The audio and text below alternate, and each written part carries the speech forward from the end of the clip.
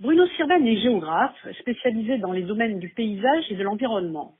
Depuis une vingtaine d'années, il se consacre au développement de l'arbre au sein de l'association Arbres et Paysages du Gers, une structure qui assure des missions de conseil, d'information, d'études et qui accompagne chaque année la réalisation de plusieurs centaines de chantiers de plantation d'arbres, de haies et d'agroforesterie. Vous êtes aussi, Bruno Sirven, auteur de nombreux ouvrages, en vente dans les bonnes librairies, comme l'on dit, mais que les visiteurs du Festival des Graines des Idées Remarquables, organisé par le journal Ici Tout va bien, en octobre dernier, ont pu découvrir, puisque vous étiez l'un de ses invités. Bonjour Bruno Sirven. Bonjour. La lettre numéro 14 d'Ici Tout va bien fait la part belle à l'arbre, la forêt. Il semblerait que les formations végétales dominées par les arbres reviennent en force dans nos conversations, dans les ouvrages littéraires, les films, mais aussi sur le terrain. Heureusement, c'est là où c'est le plus évident, que ce soit dans la nature ou dans les villes. Les arbres, Bruno Sirven, sont-ils en train de reprendre la place qu'ils n'auraient jamais dû prendre ou de prendre une place particulière? Alors, c'est vrai que les arbres sont revenus dans les esprits et on s'en occupe et préoccupe de plus en plus. C'est une bonne chose, mais je fais un jeu de mots entre esprit et espace, mais dans l'espace, c'est pas tout à fait le cas. Alors, ça commence et nos structures qui sont là pour favoriser l'arbre. Je parle bien d'arbres, pas de forêt. Dans nos campagnes, dans nos villes, comme vous le disiez, existent depuis un moment, ont développé tout ça et continuent à participer à réarbrer nos territoires. Mais le déficit, malheureusement, est encore très grand et l'arbre est loin d'avoir sa place dans de nombreux territoires. Alors, je précise de suite, c'est vrai qu'on dit oui, mais il n'y a jamais eu autant de forêts, autant de reboisement naturel ou pas naturel dans notre pays. Oui, mais là je vous parle des autres arbres non forestiers, des arbres champêtres, des villes, des bords Qu'est-ce de qui s'est chemin, passé à ce etc. niveau-là? Il s'est passé qu'on n'a plus vraiment besoin de l'arbre, puisque de toute manière, on va chercher ce qu'on a besoin à des millions d'années de nous et à des millions de kilomètres. Je pense notamment au pétrole, au métal, à tout ce que l'on veut, à toutes nos industries, et y compris nos industries forestières d'ailleurs, hein, mais qui ont fait oublier que nos arbres ont autre chose à nous livrer que leur biomasse, d'autres services, et puis que nous sommes complètement dépendants des plantes et évidemment des arbres aussi.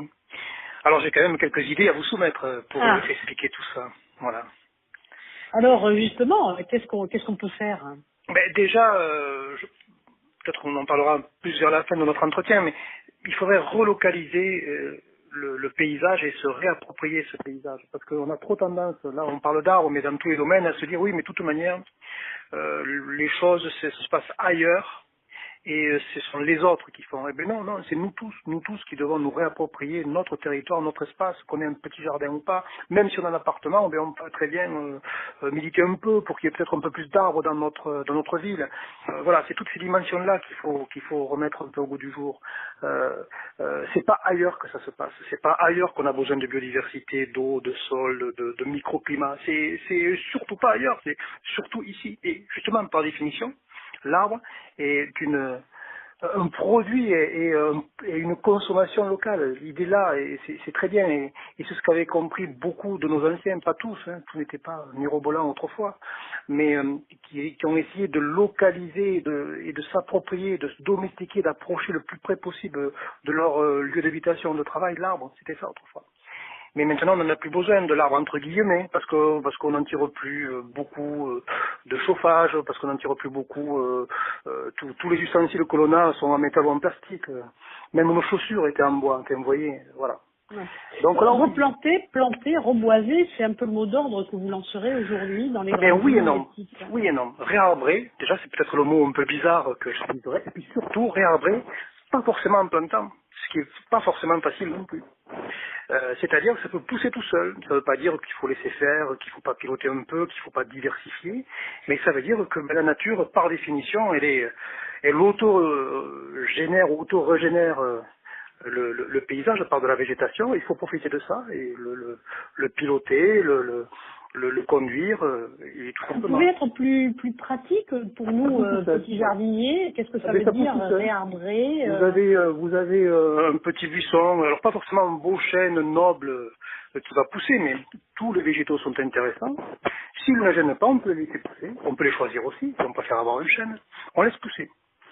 Mais avant de laisser pousser ce qui est très bien. On s'intéresse à ce qui existe. Il y a déjà des arbres en place et qui sont déjà plus ou moins âgés, et on s'en occupe.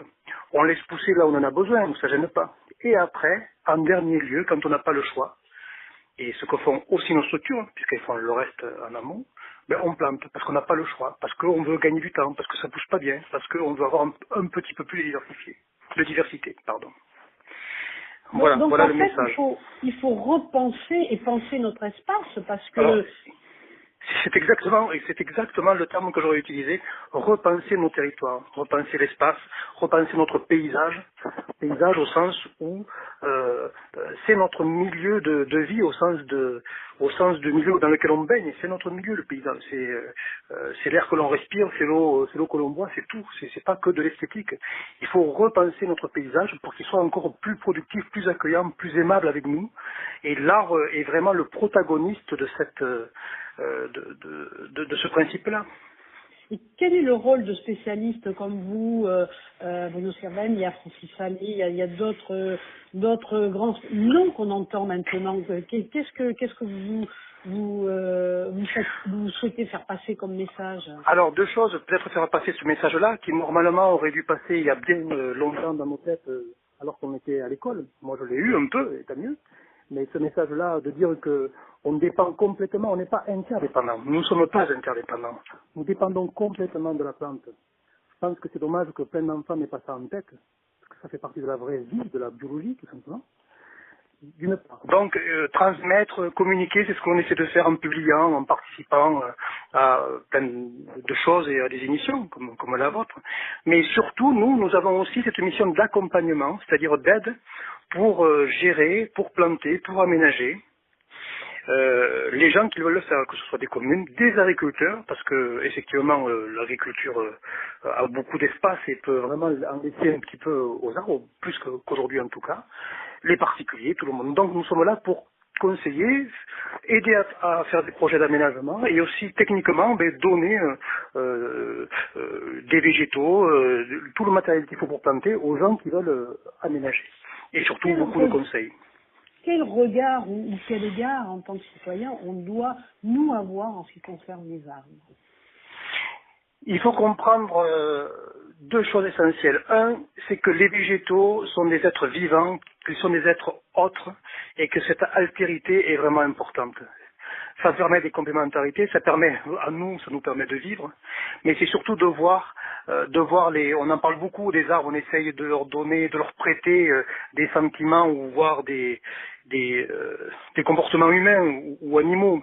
Mais tout être vivant a quand même un minimum de comportement. Oui, par exemple. Mais tous les êtres vivants, on est tous un peu dans le même bain, je dirais. Et évidemment qu'on a des traits communs. Mais par contre, c'est vraiment cette altérité-là. Et pour nous, c'est même une énorme chance parce que ça peut être une source d'inspiration considérable. C'est quand même formidable de réaliser que j'ai devant moi un arbre, là où je suis. Mais voilà, je vois quelque chose qui s'érige vers le ciel, ça sort de terre, enfin, on ne sait pas comment, puis ça vit, puis ça fait plein de choses. Bon, voilà, déjà c'est de se rendre compte du miracle de la vie, qu'il soit ce miracle végétal, animal ou autre d'ailleurs. Hein. Bon, ça c'est une chose. Et comprendre ça se retrouve dans l'éducation et ça devrait se retrouver dans la réglementation. Comment se fait-il qu'aujourd'hui, n'importe qui, n'importe où, n'importe quand, soit, dans la grande majorité des cas, autorisé à se débarrasser d'un arbre qui peut être extrêmement utile, voilà. Donc ça, c'est quand même un souci. D'accord. Et donc là, je parle d'éducation, je parle des enfants, c'est eux qui vont, j'espère, prendre la relève là-dessus. Et autre sujet, c'est surtout l'économie de la ressource, parce qu'on se plaint qu'on utilise plein d'arbres, qu'on déforeste aussi, même si c'est pas mon domaine. Mais en attendant, si on commençait à ne pas gaspiller tous les emballages, tous les morceaux de bois, tout ceci, tout cela, on serait peut-être un peu moins, ou gaspiller l'espace aussi, par exemple. Économie des ressources, économie de l'espace, économie de l'arbre, voilà. Ne pas se priver forcément, mais ne pas gaspiller surtout. Voilà les deux messages. Voilà, et votre souhait le plus bref possible, mais qui peut évidemment embrasser beaucoup d'espoir, votre souhait pour les prochaines années? Que tout ça rentre un peu dans la tête de tout le monde, c'est en train, et surtout que vraiment les enfants, enfin les jeunes, le jeune public, hein, jusqu'à un certain âge, que vraiment on arrive à intégrer cette notion de dépendance à notre paysage et à notre paysage végétal, et que surtout ça soit interprété certes comme quelque chose d'un peu contraignant, la vie elle est faite comme ça, mais surtout comme une immense promesse d'avenir et une exaltation. C'est quand même chouette tout ce qui nous attend, même si le contexte et l'avenir n'est pas des plus heureux, on le sait, mais il y a quand même plein de choses à faire grâce à ce génie végétal, et ça, ce serait bien que ça rentre dans la tête de tout le monde. Voilà mon Mais je message. vous remercie, Benoît Servaine, de terminer sur une note positive et je vous dis à très bientôt. Merci, au revoir.